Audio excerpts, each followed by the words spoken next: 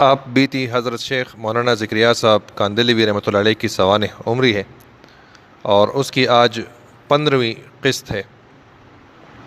ان کی تصانیف اور تالیفات کے متعلق بیان چل رہا تھا کہ ان کی مختلف تصانیف، ان کا پس منظر اور اس کی اشاعت کا طریقہ کار، اس کے اوپر بات ہو رہی تھی۔ تو اب تک 49 تصانیف کا تذکرہ ہو چکا تھا، اسی سے آگے بیان کریں گے۔ بسم اللہ الرحمن الرحیم۔ نمبر 50، حواشی الاشاعہ غیر مطبوعہ۔ الاشاعہ فی اشراط الساعہ طلب علم کے زمانے سے میرے پاس تھی، اور میں نے اس کے ہر 2 ورق کے درمیان میں ایک سادہ ورق لگوا کر جلد بندوا رکھی تھی، اور 35 ہجری سے 88 ہجری تک وقتاً فوقتاً اس پر حواشی کا اندراج، اس کی مندرجہ روایات کا حوالہ اور فتح الباری وغیرہ سے جو کلام صاحب اشاعہ نے نقل کیا، اس پر فتح الباری وغیرہ کے صفحات، نیز اس کا کوئی مضمون کسی دوسری جگہ ملا تو اپنے حواشی پر لکھ دیا۔ نمبر 51، حواشی و ذیل التہذیب غیر مطبوعہ۔ حافظ ابن حجر کی تہذیب التہذیب، تقریب، تعجیل وغیرہ پر حواشی تو سبھی پر لکھتا رہا، لیکن تہذیب التہذیب پر کثرت سے لکھے گئے اور ذیل التہذیب کے نام سے مستقل 12 جلدیں مجلد کرا کر تہذیب کے موافق اس پر صفحے ڈال دیے تاکہ اس پر تہذیب کا استدراک اور ذیل لکھا جائے، مگر تہذیب پر حواشی تو لکھنے کی زیادہ نوبت آئی، مگر اس ذیل پر لکھنے کی نوبت کم آئی۔ نمبر 52، حواشی اصول الشاشی ہدایہ وغیرہ غیر مطبوعہ۔ اصول الشاشی اس ناکارہ نے ابتداءً 35 ہجری میں پڑھائی، جیسا کہ تدریس کے نقشے میں گزر چکا۔ اس کے بعد بھی 1-2 صفحہ پڑھانے کی نوبت آئی۔ 17 سال کی عمر میں، سن 18 میں پیدائش ہے، سن 35 ہجری تو سن 15 عیسوی۔ اور ہدایہ ابتداءً شوال 37 ہجری میں پڑھایا تھا، اور اس کے بعد بھی 3 یا 4 بار پڑھانے کی نوبت آئی۔ ہر دفعہ میں اس پر حواشی کا اضافہ ہوتا رہا۔ اس ناکارہ نے جتنی کتابیں بھی پڑھائیں وہ اپنی ذاتی کتابوں میں پڑھایا، مدرسے کی کتاب میں کوئی کتاب نہیں پڑھائی، اور چونکہ لکھنے کا مرض شروع ہی سے ہے، اس لیے میری ہر کتاب پر جو میں نے پڑھائی قلیل و کثیر حواشی موجود ہیں۔ نمبر 53، حواشی مسلسلات غیر مطبوعہ۔ مسلسلات کی 46 ہجری سے تو مخصوص طلباء دور حدیث کے بعد اجازت لیا کرتے تھے، لیکن 53 ہجری سے وہ دورے کے بعد ایک مستقل باضابطہ سبق بن گیا۔ اس وقت سے بندے نے اس کے حواشی بھی شروع کیے جو 80 ہجری تک چلتے رہے، اور اس کی تحویلات کو جو بہت کثرت سے مسلسل بالصوفیہ میں آ رہی تھی، نقشہ بنا کر دوبارہ سے 12 طبع کرایا۔ حواشی کے طبع ہونے کی نوبت نہیں آئی، اور اس کے رجال پر مستقل کلام علیحدہ لکھا، جس کو رجال المسلسلات کے نام سے موسوم کیا۔ نمبر 54، جزء مکفرات الذنوب غیر مطبوعہ۔ احادیث شریفہ میں جن جن اعمال کو کفارہ ذنوب بتایا گیا، یعنی گناہوں کا کفارہ بتایا گیا، ان سب کا مجموعہ احادیث کو اختصاراً اجمالاً جمع کیا گیا ہے، تفصیل کا وقت نہیں ملا۔ نمبر 55، جز ملتقط المرقات۔ شوال 41 ہجری میں جب پہلی مرتبہ مشکات المصابیح مستقل پڑھانی شروع کی تو 29 ذی الحج یوم الاثنین سے اس رسالے کی ابتدا کی۔ اس میں مرقات کو دیکھتے ہوئے جو خصوصی قابل حفظ مضمون ہوتے تھے ان کو شذرات کے طور پر جو نمبر 9 پر گزرے نوٹ کرتا رہتا تھا۔ یہ شذرات مانا لگو۔ نمبر 56، جز ملتقط الروات عن المرقات۔ یہ رسالہ بھی اسی زمانے میں ذی القعدہ 41 ہجری کے آخری جمعہ کو شروع کیا تھا۔ اس میں ان روات کو جمع کیا تھا جن پر ملا علی قاری نے مرقات میں کچھ کلام کیا ہے۔ پہلے جز کا التقاط 29 ذی الحج 41 ہجری بروز دوشنبہ کو پورا ہوا۔ نمبر 57 معجم المسند للامام احمد غیر مطبوع۔ مسند امام احمد کی روایات ترتیب صحابہ پر ہیں، جس میں حدیث کا تلاش کرنا بڑا مشکل ہے۔ اس رسالے میں حروف تہجی کے اعتبار سے ان سب صحابہ کرام رضوان اللہ علیہم اجمعین کی روایات کی فہرست لکھی گئی ہے، جس میں ہر صحابی کی احادیث مع جلد و صفحہ درج کی گئی ہے۔ بہت مفید رسالہ ہے، جس سے احادیث کا نکالنا بہت آسان ہے۔ نمبر 58 جزء المناط غیر مطبوع۔ احادیث میں مناط کا مسئلہ بہت اہم ہے، اور ائمہ مجتہدین کے اختلافات کا زیادہ مدار مناط ہی پر ہے، جس میں تنقیح المناط اور تحقیق المناط اور تخریج المناط کے ابحاث اور فروع ذکر کیے گئے ہیں۔ مناط میم نون الف توے مناط۔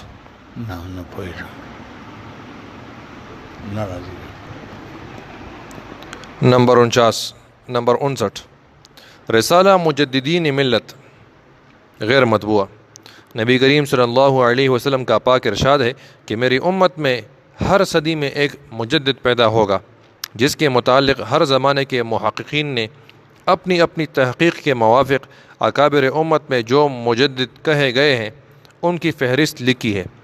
اس رسالے میں ان سب اکابر کے اقوال جو مختلف زمانوں میں مختلف اکابر نے لکھی ہیں 14ویں صدی تک کے جمع کیے گئے ہیں۔ نمبر 60 نمبر 61 نمبر 62 جز صلاۃ الاستسقاء و جز صلاۃ الخوف و جز صلاۃ الکسوف غیر مطبوع۔ ان تینوں مسئلوں میں روایات میں بھی اختلاف اور تواریخ میں بھی اختلاف ہے کہ ان تینوں نمازوں کی ابتدا کب ہوئی اور کتنی مرتبہ حضور صلی اللہ علیہ وسلم نے پڑھی، کہاں کہاں پڑھی، وغیرہ وغیرہ۔ ان تینوں رسالوں میں تینوں نمازوں کی روایات کو بھی جمع کیا گیا، اور اپنی طرف سے بعض روایات کو ترجیح بھی دی گئی ہے، جن کا خلاصہ اوجز میں بھی آ گیا ہے۔ نمبر 63 جز ما قال المحدثون فی الامام الاعظم رحمہ اللہ۔ یہ کئی جز کا رسالہ ہے، جس میں حضرت امام اعظم کی شان میں ائمہ محدثین کے اقوال، جرح و تعدیل کے ساتھ امام ابو حنیفہ، امام اعظم سے مراد امام ابو حنیفہ رحمۃ اللہ علیہ۔ ہمارے مولانا صاحب کہا کرتے تھے کہ چاروں امام حق ہے، لیکن جو ہے سپریم کورٹ چیف جسٹس جو ہے وہ امام اعظم رحمۃ اللہ علیہ، امام ابو حنیفہ ہے۔ یہ کئی جز کا رسالہ ہے، جس میں حضرت امام اعظم ابو حنیفہ رحمۃ اللہ علیہ کی شان میں ائمہ محدثین کے اقوال، جرح و تعدیل اور ان پر کلام نقل کیا گیا ہے۔ نمبر 64 جز تخریج حدیث عائشہ فی قصہ بریرہ غیر مطبوع۔ حضرت عائشہ رضی اللہ عنہ کی احادیث حضرت بریرہ رضی اللہ عنہ کے قصے میں مختلف وارد ہوئی ہیں۔ اس رسالے میں ان سب کو جمع کیا گیا ہے تاکہ دیکھنے والے کو بیک نظر سب اختلافات معلوم ہو جائیں۔ نمبر 65 تقریر نسائی شریف۔ یہ بہت مفصل تقریر ہے جو اس ناکارہ نے 4 ربیع الثانی 41 ہجری میں لکھنی شروع کی تھی، اور ساعہ مبارکہ آخر ساعہ من یوم الجمعہ جمادی الثانی 41 ہجری میں ختم ہوئی۔ اس میں وہ تقریر بھی آ گئی جو میں نے حضرت قدس سرہ کی سے پڑھنے کے زمانے میں نقل کی تھی، اور میرے والد صاحب کی 2 تقریریں جو انہوں نے اپنے حضرت گنگوہی قدس سرہ سے نقل کی تھی، ان کے علاوہ حضرت امام نسائی کے قال ابو عبد الرحمن کی شرح مفصل آ گئی ہے۔ نیز اس کے لیے زہر الربا اور سندھی علن نسائی بالاستعیاب دیکھی، اور مدرسے میں ابتداء میں احادیث کی کتابوں کے متعلق ہر کتاب کا ایک نسخہ برائے مدرس مخصوص ہوتا تھا۔ اسی میں حضرت مولانا محمد مظہر صاحب نے پڑھایا، اور انہی میں حضرت سہارنپوری اور دیگر مدرسین نے پڑھایا۔ نسائی شریف کے اس نسخے پر قلمی حواشی بھی بہت ہیں۔ ان میں سے ما یتعلق بالکتاب کو بھی بندے نے اپنی اس تقریر میں جمع کر دیا ہے، اور دیگر اکابر کی تقریریں جو مجھے ملی ان سے بھی ما یتعلق بالکتاب کو اس تقریر میں جمع کیا گیا ہے۔ اس تقریر کو اکثر مدرسین نے نسائی شریف پڑھانے کے زمانے میں بھی نقل کیا ہے۔ نمبر 66 جز امراء المدینہ غیر مطبوع۔ اکثر روایات میں امیر مدینہ کی عبارت سے واقعات نقل کیے گئے ہیں، مثلا قال امیر المدینہ کذا، فعل امیر المدینہ کذا۔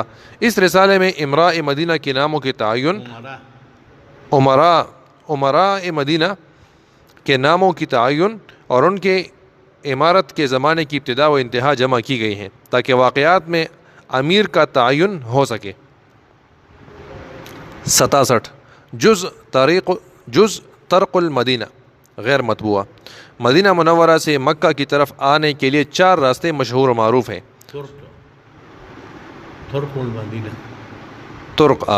جز طرق المدینہ، مدینہ منورہ سے مکہ کی طرف آنے کے لیے 4 راستے مشہور و معروف ہیں، سلطانی، فرعی، غائر اور شرقی۔ اس رسالے میں ان چاروں راستوں کی تفصیل اور ان کے منازل ذکر کیے گئے ہیں اور ان کے مختصر حالات بھی۔ افسوس کہ رسالہ حجۃ الوداع کی تالیف کے وقت یہ رسالہ مل نہ سکا، بعد میں ملا، ورنہ اس سے بہت مدد ملتی۔ 68 جز ما یشکل علی الجارحین۔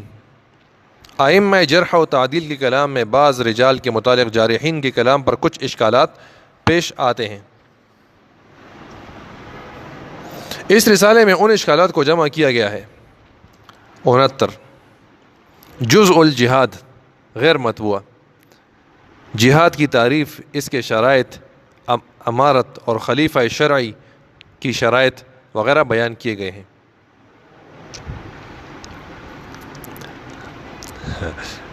ایسے داخل بعض لوگ تبلیغ والوں پر اعتراض کرتے ہیں نا فضائل اعمال کے، یہ کوئی جہاد بیان نہیں کرتے، تو انہوں نے اس پر بھی کتاب لکھی ہے۔ نمبر 70 جز انکحتہ صلی اللہ علیہ وسلم۔ امہات المؤمنین رضی اللہ تعالی عنہم کے نکاحوں کی تفصیل اور ان کے احوال اور ان عورتوں کا ذکر جن کے نکاح میں اختلاف ہے اور جن عورتوں سے خطبہ ہوا مگر نکاح نہیں ہوا، ان کی تفاصیل، اور آخر میں حضرت فاطمہ رضی اللہ تعالی عنہ کے نکاح کا ذکر ہے۔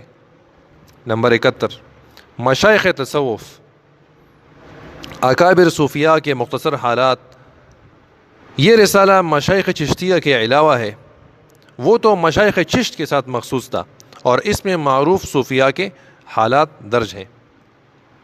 نمبر 72 اولیات القیامہ۔ اس رسالے میں وہ احادیث جمع کی گئی ہیں جن کے متعلق نبی کریم صلی اللہ علیہ وسلم نے اول ما یسأل یا اول ما یفعل فرمایا، جیسے کہ مثال کے طور پر کہ پہلے حساب اس مسئلے کا ہوگا، یا پہلے نماز کے بارے میں پوچھا جائے گا، یا اس قسم کے جو سوالات ہیں۔ نمبر 73 مختصات المشکات۔ مرقات میں یا دوسری شروح میں جو مضامین مشکات شریف کی کتاب کے حل سے تعلق رکھتے تھے وہ اس رسالے میں جمع کیے گئے ہیں، یعنی جو مضامین احادیث سے تعلق رکھتے ہیں وہ اس میں نہیں لیے گئے، بلکہ خاص وہ مضامین جو نفس کتاب سے متعلق ہیں ان کو جمع کیا گیا ہے۔ نمبر 74 رسالہ رد مودودیت غیر مطبوع۔ نیچے لکھا ہے کہ اب یہ رسالہ طبع ہو چکا ہے۔ 70 ہجری میں مودودیت کی کتابیں بہت ہی کثرت سے پڑھنے کی نوبت آئی۔ تقریباً 300 رسائل اور کتب مودودی صاحب اور ان کی جماعت کی شب و روز جاگ کر پڑھی اور یادداشتیں ایک رسالے کی صورت میں جمع کی تھی، اور یہی رسالہ حضرت مدنی قدس سرہ کی اکثر تالیفات کا بھی ماخذ ہے، اور قاری سعید صاحب کی تالیف کشف حقیقت کا بھی ماخذ ہے، اور اس ناکارہ نے تقریباً 50 بڑی تقطیع کے صفحات پر خود بھی ایک رسالہ لکھا تھا۔ باوجود اکابر اور احباب کے شدید اصرار کی نوبت نہیں آئی۔ یہ رسالہ میرے مسودات میں موجود ہے، بائی اکرام کے ہاتھ کا نقل کیا ہوا ہے۔ 75 مشرقی کا اسلام غیر مطبوع۔ عنایت اللہ مشرقی کا تذکرہ اور اس کی کتابوں کو بھی ایک زمانے میں بہت کثرت سے دیکھا اور اس کی کفریات کو ایک رسالے میں جمع کیا۔ یہی رسالہ قاری سعید صاحب مفتی مظاہر علوم کے رسالہ مشرقی کا اسلام مطبوعے کا ماخذ ہے۔ 76 میری محسن کتابیں غیر مطبوعہ۔ مولانا ابو الحسن علی ندوی نے ایک زمانے میں اخبارات میں اس عنوان پر مضامین لکھوانے کا تقاضا کیا تھا اور اس ناکارہ پر تحریراً و تقریراً کئی دفعہ تقاضا کیا۔ اس پر اس ناکارہ نے زبانی تو یوں کہا تھا کہ میری محسن کتابیں تو ابا جان کا جوتا تھا۔ میری محسن کتابیں تو ابا جان کا جوتا تھا، لیکن ان کے اصرار پر ایک رسالہ اس سلسلے میں بھی تصنیف کرنا شروع کیا تھا، جس میں ہر دور کی اپنی پسندیدہ کتابیں لکھی تھیں۔ مضمون ناقص رہ گیا، پورا نہ ہو سکا۔ نمبر 77 نظام مظاہر علوم غیر مطبوعہ۔ تدریس ورسره جدا، تدریس علیحده، بزرگوں کی خدمت علیحده، ہزاروں مرید علیحده، اور خطوط کا تو مجھے اندازہ ہے کہ کتنا خطوط روزانہ یہ لکھواتے تھے، اور اس کے باوجود یہ اتنی 70-80 تک، اور سارے حوالہ جات، اور ایسا نہیں کہ زبانی مدلل اور ساری چیزیں دار فضل اللہ ہوتی میں انشاء اللہ سے جس پر فضل ہو جائے۔ ابھی انہوں نے یہ مودودیت کا تذکرہ کیا نا، تو میرے ذہن میں پہلے سے یہ اشکال تھا نا، جو کبھی کسی سے بیان نہیں کیا تھا، لیکن نہیں مودودیت کا بھی، اور یہ 3-4 آدمی تو بہت سخت، یعنی ایک مولانا یوسف بنوری صاحب، اس نے تو الاستاذ المودودی کے نام پہ عربی میں بھی کتاب لکھی ہے۔ ایک حسین احمد مدنی رحمۃ اللہ علیہ، اس کے مکتوبات اگر پڑھے، کسی نے اشارتاً کوئی مودودی کی طرف رجحان کیا ہے تو جو خط کے جواب میں اس پر برس پڑا ہے وہ حیران ہو جائیں گے ان کے مکتوبات میں۔ ایک حضرت شیخ، یہ دونوں ساتھ تھے، لیکن انہوں نے سختی سے اس کی تردید نہیں کی۔ مولانا علی میاں صاحب بھی اور مولانا منظور نعمانی تو خاص کر شروع میں اس کے دستراز تھے، لیکن انہوں نے اس رخ سے وہ نہیں کیے۔ ایک دفعہ ایسا ہوا کہ ہم کراچی میں تھے، حضرت مولانا صاحب ساتھ تھے، مولانا اشرف صاحب، تو حضرت ہم ہمارے لیے پشاور کے ہیں، وہاں کراچی میں سیٹل ہوئے ہیں، تو انہوں نے روٹی کی تھی ہماری، تو مولانا یوسف بنوری صاحب بھی اس دعوت میں شامل تھے۔ وہ پشاور کے کوئی ہے، پشاور سے گئے ہیں، کراچی میں سیٹل ہوئے ہیں، ہاں میزبان جو تھا یہ جو ہے، بہرحال کیا بتاؤں کچھ اب نہیں پہچانے، میں تو پہچانتا ہوں سب کو جڑ سے۔ تو وہ جو میزبان تھا اس نے روٹی کے دوران جو ہے کوئی مودودی صاحب کی مدح کی بات کی، کہ حضرت مولانا یوسف بنوری صاحب کو آگ لگ گئی اور برس پڑے اس پہ کہ بھائی میزبان نے کیا ہے، اور 5-10 منٹ وہ سنائے، اور بالکل میں کہتا ہوں کہ ایسا تھا کہ بالکل جل رہا تھا چیچیا تم کہہ رہے ہو۔ اصل میں جنہوں نے صحابہ کو نہیں چھوڑا، انبیاء کو نہیں چھوڑا، ہاں ایک یہ ہے کہ یہ صحیح ہے، باقی سب سے غلطی ہو سکتی ہے، ان سے نہیں ہو سکتی۔ تو ویسے میرے ذہن میں یہ اشکال تھا نا کہ جو مولانا زکریا صاحب نے اس کے خلاف کتاب لکھی تھی فتنہ مودودیت، تو شاید یہ بغیر پڑھے بغیر سمجھے، یا یہ ابھی جب اس میں دیکھا نا کہ پہلے 300 رسائل ان کے پڑھے اور ان کی راتیں جاگ کر گزاری، پھر اس کے بعد لکھی۔ تو نہیں ہے، بہت محتاط لوگ ہیں، ایسے تو نہیں تھے۔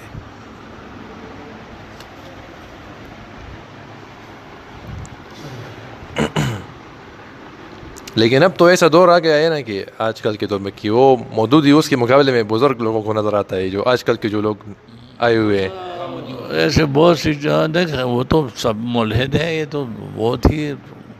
مودودی صاحب کے متعلق ہمارے مولانا صاحب فرمایا کرتے تھے کہ دوا ہے، غذا نہیں ہے۔ بیمار آدمیوں کے لیے ٹھیک ہے کہ ایک آدمی کا ذہن غلط ہوا وہ ہو تو تھوڑا بہت اسلام کی طرف آ جائے گا، آج اس میں پھر غذائیت نہیں ہے. اور یہی بہت معتدل تبصرہ ہے جی کہ دعا ہے غذا نہیں ہے. باجی وہ فرمایا کرتے تھے کہ جیسے دیگ میں اچھا چاول پھٹا ہو لیکن اس میں چاول آپ جب ٹا رہے ہو اور کوئی ایک ٹنٹر جو ہے وہ نوالے کے ساتھ آ جائے تو وہ سارے چاول کا مزہ جو ہے وہ خراب ہو جاتا ہے.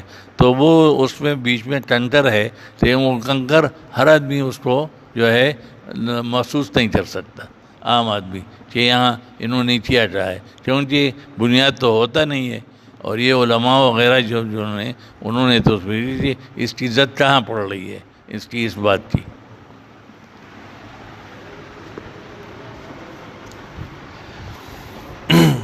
نمبر 77 نظام مظاہر علوم غیر مطبوعہ. مولانا شبیر علی صاحب تانوی رحمۃ اللہ علیہ جب مظاہر علوم کے ابتداءً سرپرست بنے تو انہوں نے مدرسے کے سابقہ نظام کے متعلق تحریراً اور مولانا شبیر علی صاحب یہ مولانا شبیر علی صاحب حضرت تانوی رحمۃ اللہ علیہ کے بانجے تھے, بانجے نہیں بھتیجے تھے, اور ان کے ساتھ ہی رہتے تھے. اور مدرسے کے جو وہاں تانا بون میں جو خانقاہ وغیرہ کے بھی ناظم تھے اور دوسرے انتظامات مدرسہ وغیرہ یہ اس کے پاس ہوتے تھے. ہاں پھر 67 میں کراچی آئے تھے, 67 میں ہم ملے تھے ان کے ساتھ.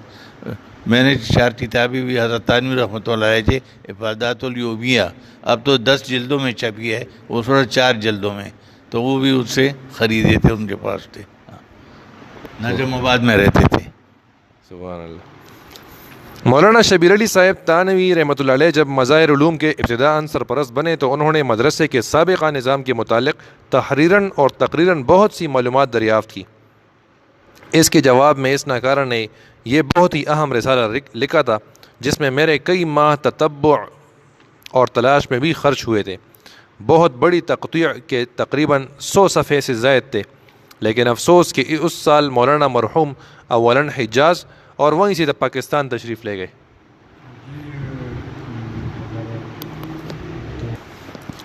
اس رسالے کے متعلق پاکستان پہنچنے کے بعد میں نے استفسار کیا تو مولانا مرحوم نے لکھا, مجھے یاد نہیں, وہیں متروکات میں رہ گیا ہوگا. مولانا ظہور الحسن صاحب مقیم خانقاہ اشرفیہ اور مولانا عبدالوہاب صاحب مرحوم نائب محتمم مظاہر علوم سے بھی دریافت کیا کہ شاید ان کے پاس ہو, مگر نہ ملا. اس کی نقل میرے کاغذات میں بھی نہایت باریک میرے قلم کی لکھی ہوئی ہے, مگر وہ نمی کی وجہ سے ایک دوسرے سے چپک گئے. مظاہر علوم کی نہایت مستند بہترین ابتدائی تاریخ تھی جس کا مجھے بھی بے حد قلق ہے. مولانا شبیر علی صاحب 23 ربیع الثانی 63 ہجری میں سرپرست مقرر ہوئے اور شوال 59 ہجری میں حج کو گئے اور وہاں سے مستقل پاکستان چلے گئے, اور شب سے شنبہ 27 رجب المرجب 88 ہجری کو انتقال ہوا. 67 میں حملی تھی اور 68 میں انتقال ہو گیا. نمبر 78 جامع الروایات والاجزاء غیر مطبوعہ. اس ناکارہ نے اپنی ابتدائی زندگی میں جس کو میں 35 ہجری کے بعد سے شروع سمجھتا ہوں اور 88 ہجری پر ختم سمجھتا ہوں, کتب احادیث کے اطراف لکھنے شروع کیے تھے, جن کی روایات کو جامع اور روایات کے نام سے جمع کرنا شروع کیا تھا, اور ان کی تفاصیل کو اجزاء کے نام سے لکھنا شروع کیا, اور اس میں صحاح ستہ, موطئین, طحاوی, حاکم, بیہقی وغیرہ کے اطراف لکھنے شروع کیے تھے. بہت بڑا ذخیرہ اس کا ہو چکا تھا جس کو مشکات کی ترتیب سے شروع کیا تھا. مشکات تو پوری ہو گئی تھی, خیال تھا کہ بقیہ جملہ حدیث کی کتابوں کو بھی نقل کروں, لیکن پھر زندگی ختم ہو گئی, اس لیے اس کی تالیف ناقص رہ گئی. کاش کہ کوئی پوری کرنے والا ہوتا. 79 معجم رجال تذکرۃ الحفاظ للذہبی غیر مطبوعہ. تذکرۃ الحفاظ 4 جلدوں میں طبع ہوئی ہے اور ہر جلد کی فہرست الگ ہے, اور اس میں بھی مشہور لقب اور کنیت سے روات کو ذکر کیا گیا ہے. اس ناکارہ نے اس جو جن حضرات نے حدیث کو روایت کیے ہیں, راوی کا جمع ہے. راوی کا جمع. اس ناکارہ نے اس رسالے میں 4 جلدوں کی ایک فہرست مرتب کی تھی جس میں حروف تہجی کے اعتبار سے ناموں کی فہرست لکھی تھی, اور ہر نام کو اس کے نام کے اعتبار سے اسی کے حرف میں لکھا تھا. نمبر 80 تبویب تاویل مختلف الاحادیث لابن قتیبہ غیر مطبوع. ابن قتیبہ کی تاویل حدیث مشہور کتاب ہے مگر مبوب نہیں ہے. کیف ما اتفق احادیث کو ابواب اس میں نہیں ہے، موبب ابواب نہیں ہے. اس ناکارہ نے ابواب فقیہ کی ترتیب پر ہمارے لینگویج میں یہ چیپٹرز نہیں ہے. انڈیکسنگ نہیں ہے اس پہ. اس ناکارہ نے ابواب فقیہ کی ترتیب پر اس کی تبویب کی تھی جو 5 جمادی الاول 43 ہجری کو شب جمعہ میں لکھی گئی. نمبر 81 تبویب مشکل الآثار. امام طحاوی کی مشکل الآثار 4 جلدوں میں ہے اور اس کی فہرست بھی مسلسل مضامین کے اعتبار سے غیر مرتب ہے. اس ناکارہ نے ان 4 جلدوں کی فہرست کو ابواب فقیہ کے اعتبار سے مرتب کیا تھا. نمبر 82 معجم الصحابہ التي اخرج عنہم ابو داود الطیالسی فی مسندہ. اللہ پاک معاف کرے اگر زبر زیر میں گڑبڑ ہو جائے. امام ابو داود طیالسی نے بھی مسند احمد کی طرح سے صحابہ کی روایات صحابہ کرام رضوان اللہ علیہم اجمعین کی مراتب کے اعتبار سے نقل کی تھی جس سے وہی فائدہ اٹھا سکتا تھا جو مراتب صحابہ سے واقف ہو. اس ناکارہ نے ان سب صحابہ کرام کی روایات کی فہرست حروف تہجی کے اعتبار سے جمع کی. نمبر 83 تبویب احکام القرآن للجصاص. امام ابو بکر جصاص رحمۃ اللہ علیہ کی احکام القرآن کی فہرست قرآن پاک کی ترتیب کے موافق ہے. اس سے وہی فائدہ اٹھا سکتا ہے جو حافظ قرآن ہو، اس لیے اس کے مضامین کو اعلیٰ ترتیب ابواب الفقہیہ مرتب کیا گیا ہے. تو یہ ان کے 83 تصانیف کا تذکرہ تھا جو ہم نے غالباً 4-5 دن میں نام بھی جو یاد رچ نہیں تھے اتنے اور جو غیر مطبوع کہ اتنے، یہ بھی ٹبال ہے. تو یہاں تک ختم کرنے کے بعد یہ باب تالیف کا ختم کرتا ہوں. اب تک ان ہی رسائل و اجزاء کا پتہ چلا ہے. میرے اندازے میں 25-30 ابھی اور بھی ہیں، لیکن اپنی فضیلت کے اظہار کے واسطے اتنے بھی کافی ہیں. اللہ تعالیٰ اس ریاکاری کو معاف فرمائے. آج 15 شعبان کو یہ نمبر ختم ہو رہا ہے، لیکن اس کا مطلب یہ نہیں کہ آئندہ نمبر اور ابواب آج کے بعد لکھ کے جائیں گے. یہ تو شروع میں لکھوا چکا ہوں کہ علی گڑھ کے قیام میں 8 بابوں کا اجمالی خاکہ اور بہت سے مضامین تفصیل سے پورے ہو گئے تھے. چنانچہ باب سوم و چہارم بھی وہی مکمل ہو چکے تھے اور بقیہ ابواب میں بھی کچھ نہ کچھ لکھا جا چکا تھا. سہولت اور آپ بیتی نمبر 1 کی رعایت سے بقیہ نمبروں کو بھی مختصر کرنے کا خیال ہے فقط. تو یہاں پر ان کی تالیفات کا ذکر ختم ہوا. اس کے بعد پھر اگلی نشست میں پھر کل باب سوم سے آغاز کریں گے.